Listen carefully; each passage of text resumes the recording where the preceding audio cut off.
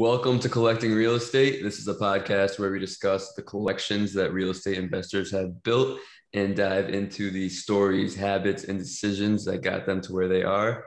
My name is Stephen Purse, and I'm here with my co-host, Bill Hamill. Hey, Stephen, how are you today? I'm excited Good. about this episode. Yeah, I'm excited too. We're here with Matt and Dan of New Scotland Development. These guys are local in the Albany area. They're really known for thinking big and doing great things in the real estate investment space. So we're happy to have you here, Matt and Dan. Thanks, Stephen. Thanks, Bill. Happy to be here. No problem. Happy to have you guys as guests. We've got to know each other much more over the past 6-7 months. So can't wait to hear what you have to say today. Awesome. We're excited to share. So let's get started with a little bit on your background and your history with real estate and real estate investing. Sure. I'll go first since my history is a little more brief than Dan's here. Jumped into real estate investing full time about 14 months ago now. Before that, I worked in real estate, but as an employee, various analytical, financial roles. Doing commercial mortgages, debt and equity placement on mid-market and institutional real estate. Always knew I wanted to do it myself. Was living in Philadelphia at the time and was looking at Albany as a place to relocate to be closer to family with my now wife, and came into contact with Dan here, actually sent him a mailer trying to find a multifamily property in the area, and he told me to get lost. But he told me to get lost with respect to selling his property. But he inquired about what my goals were and what I was looking to do, and we quickly found out that we had similar interests and a similar mindset as to how we think about deals. So fast forward 14 months, we've acquired 30 apartments in the last year or so, and just ventured into sort of a niche commercial asset type that I'm sure we'll talk more about. But we're looking to acquire lots of deals, diversify our portfolio, raise money, and that's where we're at today. So I'll let Dan jump in a little bit. Yeah, my history goes back a little further. I've been involved in investing and managing multifamily real estate for about the last decade now. Got into it like most people do, saw it as a good investment opportunity and started buying up some smaller properties, 2 to 4 families type assets, and quickly realized it was something I wanted to pursue on a larger scale, and also realized that these properties and assets take a lot of management to be successful. So decided to dive headfirst and just start a property management company to manage the properties I was acquiring, and also for a third party just to scale that business faster. So started doing some bigger deals and raising capital with friends and family in the $1 million range, like 10 to 15 unit type apartment buildings, or packages of buildings, and I've continued that over the years. Also dove into some pretty major development and construction activity, renovating a old brewery, about 60,000 square feet, into 75 luxury apartments, which was a pretty interesting project, as it had a historic tax credit element and also micro unit element. So fast forward to today, and we're managing about 250 units, and active, as Matt said, actively acquiring units on our own and diving into the RV park campground asset class as well. So a lot to dive into here. One thing Matt, I know you're really good with sales and especially with direct to seller. I love how you mentioned that you sent Dan a flyer and it didn't work out the way you originally intended, but it still led to something great. And I see that all the time in sales where you make that first contact if you're not afraid to reach out, and it might not lend to what you expect, but something great still comes out of that. Yeah, I think for anyone out there who's thinking about pulling the trigger on a mailing, I think that's a great aspect to think about. That we all get caught up in it. You look at your metrics, you want a nice response rate, you want to buy the property that you're trying to buy from that mailer. But if you think outside the box a little bit, there's so many potential relationships that you could develop outside of a property transaction from those mailers. Because think about it, you're going to be reaching out to active investors.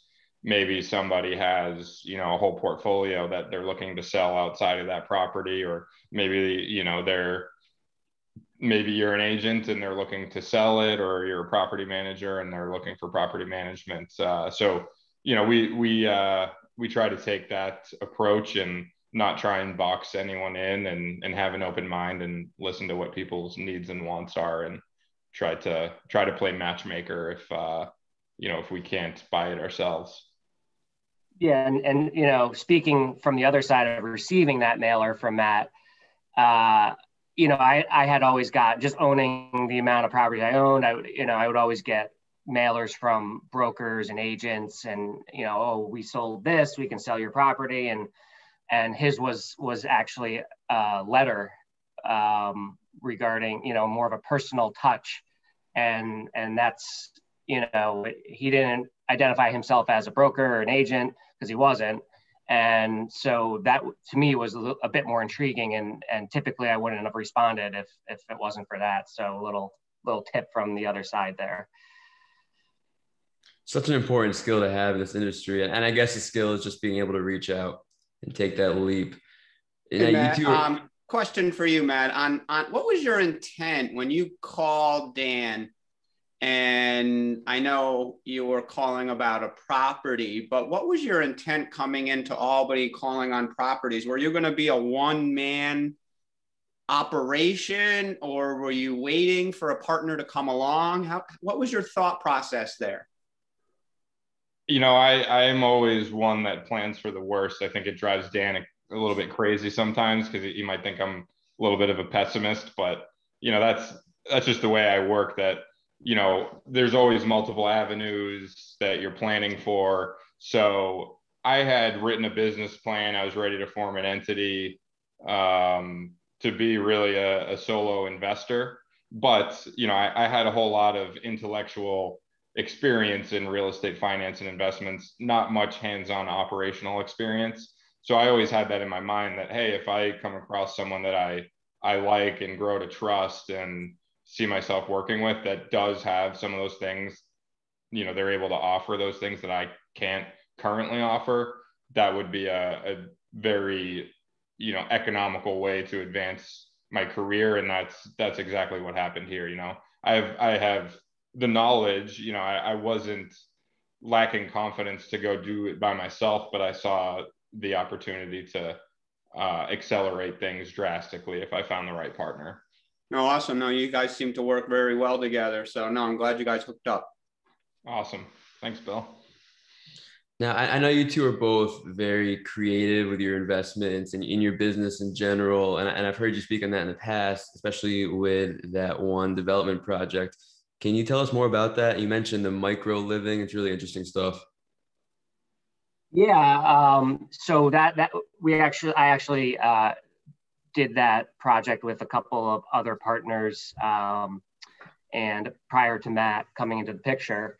But yeah, really interesting project. I was managing a portfolio of about, I'd say 150 units for an investor group, and mostly in Albany Center Square neighborhood, which is known for kind of having like 6 and 8 units, as Bill knows, in like one brownstone. And they're a lot, because these brownstones just got whacked up over time into small units. And they're old buildings, so they're mid-level apartment rentals, we do what we can. You know, we provide clean, safe living, update stuff, you know, update cosmetics when necessary, but nothing luxury by any means or brand new. And we were managing a 90 unit building, and it had units that were 180 square feet. It was an old hotel, actually. Coincidentally, it was actually first a brewery and then a hotel. And so that's kind of what sparked the idea on the development to you know, try out some of these micro units, because those smaller units were by far the most popular and went the quickest, because it really wasn't about, you know, a lot of renters in Albany are young professionals or graduate students. That's a big population of the renter, especially in that neighborhood. And it really wasn't about the size of their apartment. It was really about having their own space, not having to have a roommate, and having that be an affordable price. So, you know, the interesting thing about micro units is it's a much higher price per square foot. You know, you're looking up in like the $3, or at least in, you know, Albany, or the capital region market, you're looking probably in like the high 2, low 3, maybe even mid $3 per square foot. But, you know, renters don't look at that. Banks look at that. And they're just looking at, you know, the much lower price per apartment. So we were able to offer these brand new luxury apartments that were, you know, 250 to 400 square feet for $950 a month to, you know, $1,100 a month. Whereas most new construction apartments in Albany, 1 bedrooms, you know, studio loft types that are bigger are going for $1,400, $1,500, $1,600. So that's a big difference when, you know, you're a graduate student or young professional on a fixed income, you know, making, you know, $50,000 to $75,000 a year. Do you feel like there still have that same need for those small apartments in that neighborhood? Has that remained constant? Yeah, I would agree with that, definitely. I think it's just a natural tendency, especially in our market, whereas you have a lot of out-of-town people going to college, living in 3-4 bedroom student rental type situations, and that gets old really quick. And, you know, so people graduate, they get a real job, they're making some money, and they're just looking for their own space, and the price point and location is key as well. So, you know, the price point is really the driving factor in my opinion. Makes sense. Yeah, I think overall we're going to see that trend continue all around the country. Now, this was a full conversion of a building, right? Yeah, it was 60,000 square feet, old brewery. It had 3 buildings. Well, it was actually half of the old brewery. The other half, which is a separate deed, was developed in the late 80s into apartments, similar type project. But this was the back end of the brewery, but it had the old stable to the building, which was pretty neat, where they, you know, the horses lived that transported everything. And then 2 garage warehouse type structures that were added on to the structure later, you know, when they had bottling and storage capacity. So it was a really raw space. The stable was a bit tricky. And on top of that, it was, you know, for the last 50, 60 years, it was an oil and then propane distribution energy company, which presented some environmental challenges. Well, I wouldn't say challenges, just, you know, the due diligence was quite costly. We didn't end up finding, you know, anything of note, which was great. But you know, just another hurdle to get over when you're dealing with tax credits and municipal approvals and zoning and all that stuff. It's just, you know, it makes the project that much more complicated, just something else to worry about. You know. Can you explain a little bit more about that due diligence and those tax credits and the environmental, all of that? Yeah, I mean, so, you know, the property was zoned for the commercial business that was there. and to turn it over to a residential zoning, that requires multiple, well, first it would require approval of the planning board. They want to see your plans, what you're doing with the building, that it makes sense, from like a civil engineering standpoint. We're connected to the city's sewer and water, so we need proper, guidelines for that with the building. And then there's the zoning. Luckily, Albany had just passed, some legislation that relaxed the zoning. It was called Rezone Albany, and it kind of relaxed some of the approval process, which was much needed because it was quite antiquated, and kind of created zoning layers rather than this building is this and it needs to be changed. Well, this building was in the middle of a residential neighborhood that developed around it.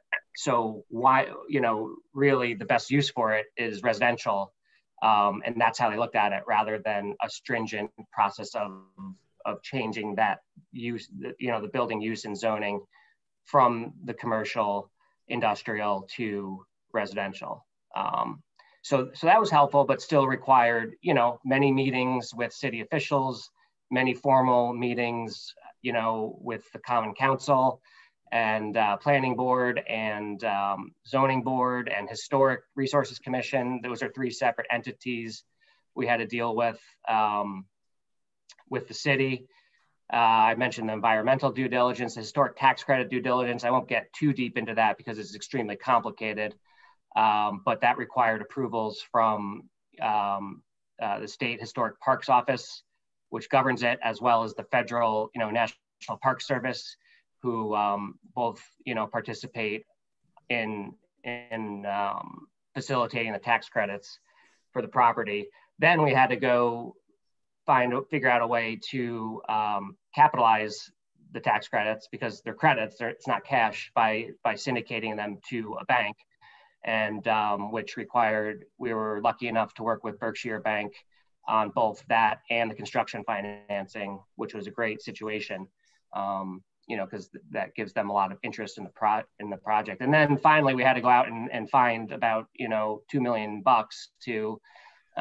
for equity in the project. So we raised that from investors, which was quite challenging because our previous experience had been raising money for active investments that cash flow on day one.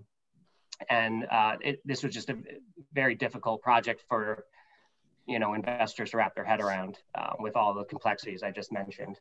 So it's not a lot harder to model out 5 and 10 year cash flow and things like that when you're starting with 60,000 square feet of raw bricks. So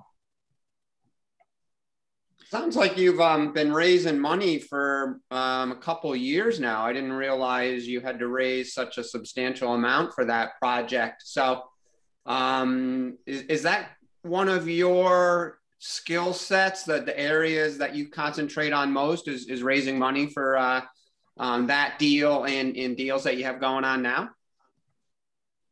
Yeah, absolutely. I'll let Matt jump in, but high level, that's how we really scale. That's how we look to scale and do bigger projects, is to raise capital, because our funds are limited. There's only 2 of us. We're younger guys. Never won the lottery. Never really played it, but so yeah. I mean, that's really been our strategy is to do bigger deals by raising capital. And Matt, I don't know if you want to jump into some of the nitty gritty on that. Yeah, I mean, I think since Dan and I got together, we've tried to, we raise money from friends and family, but we've made a concerted effort to bring in new investor blood and be always talking with new investor contacts to try and bring them into our business, because we only have so many friends and family and they only have so much money. So with an eye for scaling and high volume of deals, our bottleneck is really the capital end.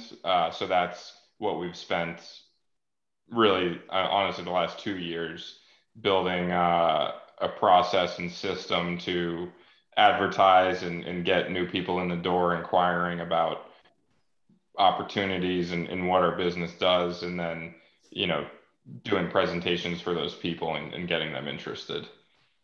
Now, Matt, before you started investing yourself, you worked on the corporate side of those capital markets and real estate investing. Have you seen that help you raising money for your own business? Definitely. As a financial analyst, I'd say my main function was creating the offering memorandums and the financial analysis for all sorts of different commercial real estate investments, development deals, apartment deals, shopping centers, office buildings, mobile home parks, what have you. So learning how to pitch different markets, different deals yourself. As a broker, you're pitching the sponsor, but you learn how to pitch a sponsor, which teaches you how to pitch yourself once you're in that seat. So yeah, definitely. I've felt very confident from day one to go out, never having done it before, to talk to investors about a deal that I had under contract. It's it is something that keeps me up at night sometimes, but I think that's a good thing, because we take it very seriously when we take that money from investors. There's a fiduciary duty there that, we're going to do whatever it takes, within the bounds of the law and physics to, do what it takes to protect that investment and achieve the returns that we projected for our investors. Yeah, I think a lot of people in this industry had that entrepreneurial mindset. And so they want to do their own thing from the start, but it's important to emphasize the skills that you can learn from a corporate job like that. And then you can apply those in your own business later. Yeah, for sure. And I spent the last 2 years of my W-2 employment actually in the software arena, but it was also in the real estate investments arena. It was a company that was one of the first to market with a back office automated platform for real estate syndicators and investment managers. So I got to read probably 1,000 operating agreements from some of the biggest and best operators. Got to see behind the scenes how they raise money, and then got to help them automate the process. So, calculating preferred returns and distributions and waterfalls and whatnot. Got a ton of experience doing that over 24 months. So that was kind of the final preparation I think I needed to jump in myself and have confidence with these same things. No, that's awesome. That certainly is the education needed to walk into what you guys are doing now. It all boils down to finding the deal and raising the money. So now that's great that you guys are both comfortable with the raising side. Do you guys, both find deals? Are you kind of doing a two-head approach, sharing a lot of the duties, or do you guys, separate some stuff out? Great question. I'd say there's a lot of sharing. Dan comes up with deals because he has a vast network. He has the management company where, clients come to him and say, I'm looking to sell this property. People know him as an investor. So Bill, similar to you, where, I know you're big on the cold outreach too, but you have a lot of people calling you and say, hey, this came across my desk and I thought of you. So let me know what you think. Dan benefits from that. I don't so much benefit from that. I think I'm starting to, because I've reached out to a lot of people, but I'd say I focus more on the cold outreach and reaching out directly to sellers and creating new broker relationships. But Dan always comes up with deals as well because of his network and his reputation. Awesome. being able to find the deal is very important, but there's also the ability to pull the trigger and dive headfirst into it. It sounded like you learned a lot during that process when you were converting that one building, and you have to build that parachute on your way down. It's one of those analogies. I think having that ability to just dive in, even though you're not 100% prepared, is as important as being able to find a deal itself. Yeah, absolutely. And the big development project I spoke about was a great example of that. You're not going to know everything about anything when you're trying to get into something. So you can sit back and theorize about every little aspect of it, or you can just learn by doing, which is, I think, something we excel at, which is probably a good segue into our latest venture of campgrounds and RV parks. Not that it's so different from multifamily apartments, because there's a lot of similar concepts, but that was something we identified as an asset class on the rise. And with the multifamily market being pretty competitive nowadays, especially in the capital region market, even in the last year or so, we felt that this was something to really consider and do what we do and pull the trigger on one. And we just closed on one on Monday. So tell us more about that campground experience. What got you involved, and what are your plans in the future? Great question. I'll take that one.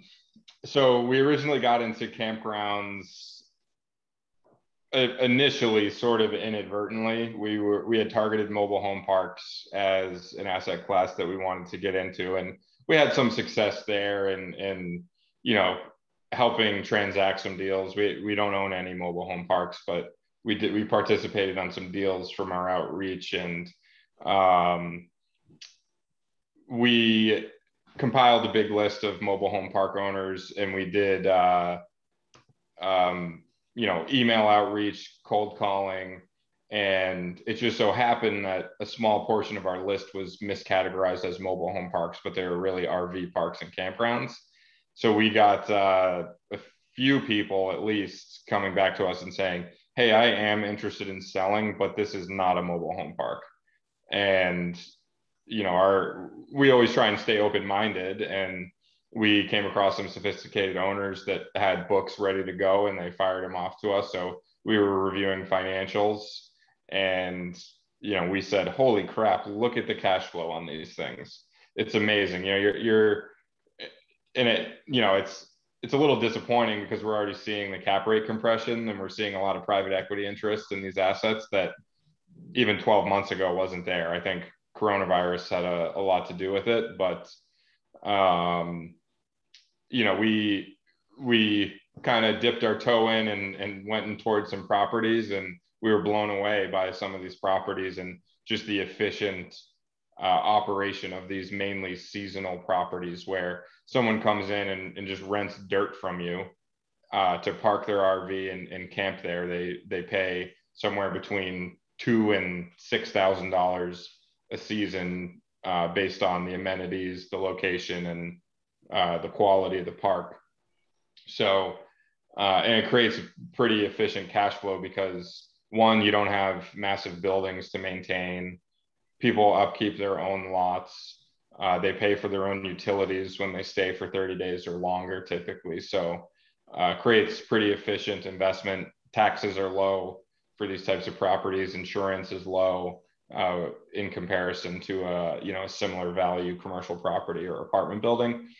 So, those were all things that were super attractive, but also just kind of more qualitatively, it seemed like it was just an interesting, fun thing to get into that was a major change of pace from apartments. And I would probably say the eviction moratorium has something to do with it, because we were frustrated with the way things were going, especially in a market in a city like Albany, where, we feel that property owners are losing their rights, which is a whole nother topic. But right now on a campground, we don't have residents, we don't have tenants, we have people that are leasing dirt in a hospitality property. We have a whole statute written for us that says we don't, these are not tenants, we don't have to evict. So it was very appealing in that sense as well. So a lot of different reasons that we were interested in this asset class.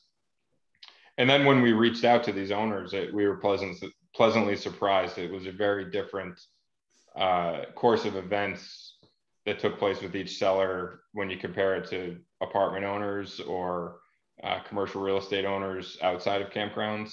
People are very welcoming. They're humble. They don't think they're necessarily sitting on a pile of gold with their property. So they're reasonable. They're, usually put decades into the property. They've managed it themselves, lived on site. So it's just a whole different process to purchase a campground, in our opinion, in our experience, versus another type of commercial real estate. We're up here in upstate New York, so there is access to campgrounds in our area, but they're seasonal because we're in upstate New York and no one wants to be camping in a couple feet of snow. Has that affected your search process? I'm curious, does the seasonal nature affect the cash flow, one? And two, have you looked at warmer climates that don't have the seasonal nature, and do they have different cash flows because of that?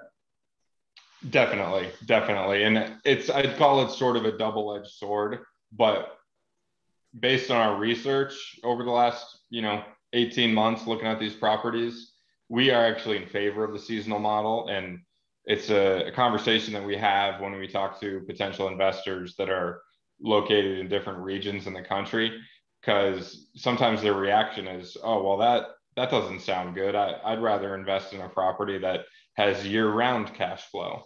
So it's an objection that we get a lot from people that are not either from this area or familiar with seasonal campgrounds. But, back to the seasonal renter, that's a dynamic that's not in play with year-round properties. So the other aspect that we didn't mention here is with the seasonal renter, they're going to pay a deposit, usually a full year in advance, and then another deposit at some point in the off season, and then pay their balance due in full before they show up. So there is absolutely no aspect of collections or bad debt or anything like that with these businesses the way we want to run them.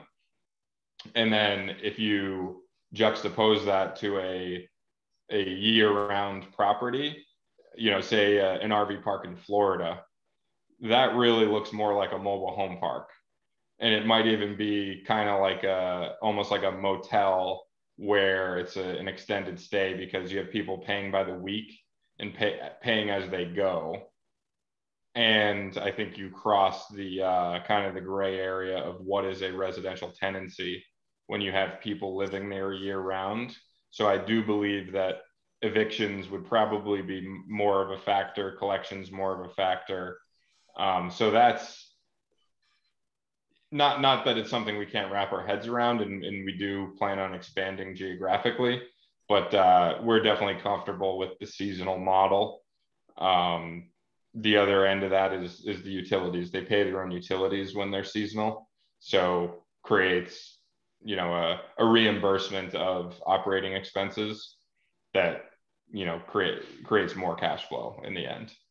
At the end of the day, that's what it is. It's you're analyzing these investments based on that NOI. So seasonal or not, you're left with that annual return that you have to be comfortable with.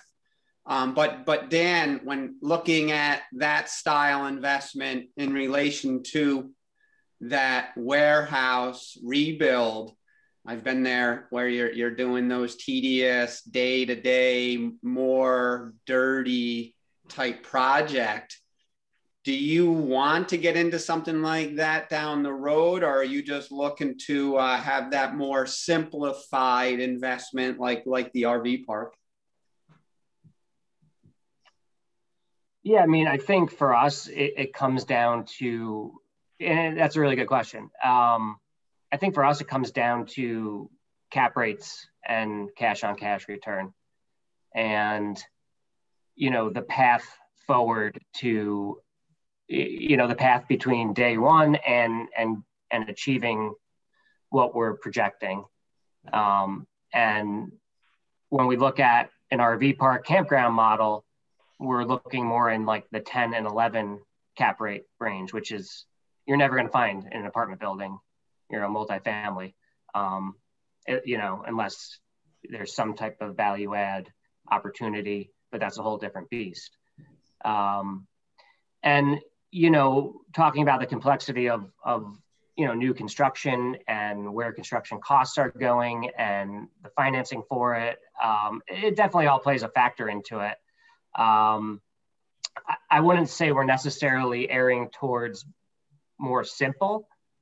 I think it's the cap rate and cash on cash return factor that drives us towards a specific asset class or, investment in general. Yeah, and I think an important aspect of these properties that we didn't mention is most campgrounds and RV parks come with a significant portion of raw land. And there's just incredible demand for campsites everywhere.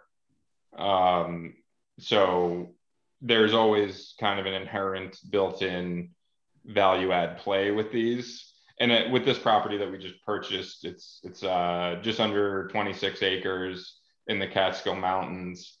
And on the in-place cash flow, we purchased it at just under a 12 cap. So we could operate it as is and make plenty of cash flow. But this is a very rustic campground that there's plenty of room to develop it, add value in numerous different ways. And we're actually going to be incorporating a tiny home component. So, we view this type of investment as the best of both worlds. It's cash flow from day one, but it's also a development opportunity. And, to kind of piggyback on Dan's answer there, Dan has built great experience in the development realm, specifically in the niche of historic tax credits and adaptive reuse. So we are always on the hunt for those deals. But, I think first and foremost, we're cash flow guys. So if we could just fill all our time and bandwidth with nice cash flowing deals, we probably wouldn't touch development deals unless it was such a home run where we could step into a property for nothing and, just create tons of value that we can realize quickly. There's so much risk in development, and I probably wouldn't touch it if I didn't have Dan here with tons of great experience, because I'm a cash flow guy. I don't want to think about, cash flows going out to the tune of millions of dollars to maybe turn around some cash flow 3 years from now. That's not that I'm scared of it, but if I can line up a deal that's going to have serious cash flow day one, I'm always going to pick that deal. Join the club. Yeah, I'm with you there. I think it's also a testament to our strategy right now and raising capital. We need to be able to provide our investors an attractive return and then have something left over for us at the end of the day, or why do it? So we need to find, 9, 10, and 11 caps in order to achieve that. Down the road, if you have a couple $1 million in the bank and you want to take a risk and for a couple $100,000 of due diligence, the old saying, don't place a bet that you're not just willing to lose. Well, it kind of applies there, especially in development and the risk associated with some of these projects. So, it's really, I think at this point, more of a matter of perspective. When I did, we talked about diving head first. When I did the big project, I didn't really understand what I was fully getting into and the amount of money I was going to have to shell out. And there was some long nights and lack of sleep that were associated with that. So it was good learning experience. And, I think, again, it's more of a matter of perspective today than than anything. Yeah, What's the definitely. saying, Go ahead, Steve. Sorry. he's saying his cash flow is king. You definitely have me sold on seasonal RV parks. I'm curious. We're gonna buy one down the street. Yeah, we'll be seeking another one investment. coming I'll send you the package. Now, I've gone camping a couple of times, and it seems like there's always something that goes on that wasn't expected. There's a couple of characters out there in the park. You've been doing this for 18 months. Do you have any funny stories from your experience? You know, this campground is a special property. As I said, it's just under 26 acres in the Catskill Mountains in the southwest side of the Catskills, which is, we're a couple miles downstream from the birthplace of American fly fishing. So we have nature enthusiasts, fishing enthusiasts. It's not a party campground. It's a quiet campground where people come to enjoy beautiful creek front campsites. We have 48 RV sites, mostly filled with seasonal renters that are just looking for a beautiful place to go unplug. So it's a very quiet place, very tranquil and rustic. So, not that we don't like the other kind of end of the spectrum of RV parks where you might have 200 sites and it's a little bit more of a party kind of summer atmosphere, because those have tremendous cash flow as well. So that's honestly really what we set out to find, was your more institutional type RV park. And then we stumbled across this property, and we honestly tried to find a dozen reasons not to buy it. And we probably came up with them, but every time we came back and visited the property, it was a digestible price point for our entry into the asset class. Purchased the property for under $1 million. And it, we did seller financing on it, favorable terms for us.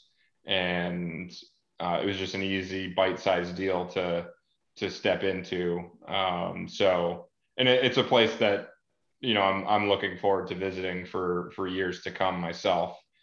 And I'm sure Dan is too. Dan's more of an angler than I am, but I'll probably get into it. Oh yeah. And I think part of just the overall experience of looking and vetting for campgrounds provided a lot of humor, mostly from the fact that, we, not that we're cocky or overconfident or everything, but, we like to think we're pretty experienced and we know what we're doing. And some of the intricacies of the campground world definitely proved that wrong, and was almost a little embarrassing at points. Whereas, we were discussing the equipment of the campground, and, we got the equipment list from the owner, and there was a mule on there. And I said, Matt, I didn't see any farm animals on the property, did you? And, I'm not well-versed in things like that, and didn't realize that, it's like a little Kubota tractor type, that was, the guy was taking it with him. He had a nice one. And so he's taking his mule with him. And I'm like, yeah, he can take the mule with him. We don't want to deal with that, So that was a little embarrassing. I actually said it on a call with the seller, and I don't know if they caught it, but that was a little embarrassing. We also, learned what a honey wagon was. And, I remember distinctly driving, we had both heard sellers and brokers that we were talking to talk about it. And I remember driving out, I think we were looking at something in like Massachusetts or Connecticut. And, these trips have provided some long days in the car, when we're in the car for maybe 4 or 5 hours to see a property for 1 to 2 hours. And Matt just looks over and he's like, so do you know what a honey wagon is? Because we kept hearing it, and he had clearly looked it up. And I'm like, I had not looked it up. And I said, I was a little more well-versed on this one. I said, I'm guessing it has to do with something of the sewage of the park. And he goes, yes. So essentially a honey wagon is a trailer type situation that if the RV sites aren't hooked up to a septic system, the owner can, or the manager can go around and pump out the RVs for, it's a service essentially. If the RVs aren't hooked up to a septic system, which in this case, the campground we spot is not. So we've had a lot of jokes about who's going to draw the short straw and have to drive the honey wagon. Now we're talking the fun part about properties. Yeah. I think the first time I saw a honey wagon, it was an income line item because you charge the campers for the service. And I thought it was like a food truck or something. I was like, the honey wagon, maybe like kids go buy like ice cream from it or something. The exact opposite. That's for sure. That's good stuff. I love the mule part, because how would you know any differently? They said mule. Well, in Dan's defense, I'm, pretty experienced guy in real estate for 10 years and making an ass out of myself, no pun intended. In Dan's defense, the first property we looked at, I think they had a donkey. It wasn't on site, but there was a pen for a donkey. So I think that's why he was thinking every campground came with some sort of farm animal. We're always learning. I think my first time I went to Home Depot to ask for paint, and I told him I wanted white paint. And he says, okay, let's go with this eggshell. And I said, no, not eggshell. I want white. Nice. So we've been doing this for close to an hour now. I don't want to keep you all day. We have a conclusion to the episode prepared going forward. Bill, do you want to take that away? Yeah, absolutely. Thanks, Stephen. They say that you have to have 3 of something to officially have a collection. So here's our collection of wrap-up questions for you two. I'll ask one at a time. Let's start with Matt. What's one real estate goal you have for the next year? By July 31st, 2022, I want to acquire $10 million in investment properties. Awesome. That's a great goal. What's one personal goal for the next year? A personal goal for the next year would be to sell. I'm selling the first apartment building I bought. So I want to get that done. That should be done in the next few months. So I'll go with that one. Excellent. What's something that Stephen and I or any of the listeners can do to help you at this point moving forward? I think exposure is our best friend at this point. So, I have a vision of one day maybe we have a Hamel New Scotland diversified real estate fund where Hamel Real Estate's taking the stabilized apartment buildings, and maybe we have a section of that for some development deals and some RV parks to get the cash flow going. Just an idea for you though, Bill. I love that, Matt. I love that. We'll certainly continue to have that discussion, and let's brand together. I think that's what it comes down to. So Dan, same thing. What's one real estate goal for you for the next year? Yeah, I mean, I'm with Matt on the 10 million. That's kind of, we set our sights on $1 billion in 10 years. So, if we can knock out some 7-figure deals, or 8-figure deals, actually. My morning coffee has not kicked in. I think that's a good path to the billion we're trying to get to. Oh, I love that. I love that. What's one personal goal for you for the next year?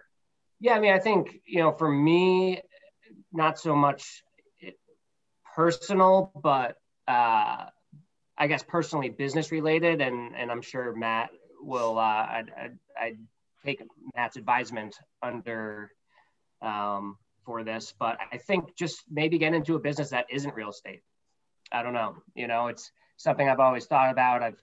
My background is finance and accounting from my undergraduate, and I'd like to explore some venture capital type situations. So that's something personally that I'd like to explore, but also obviously our business is set up to excel at that. So Excellent, excellent. So same question for you is, how can Stephen and I or the listeners help you out?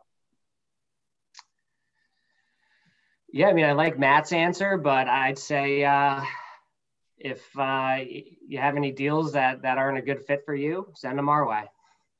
Awesome. No, great answer. Great answer. We'll certainly keep this discussion going. We love, dealing with you guys. You've been great friends over the last 6 months. So looking forward to the future.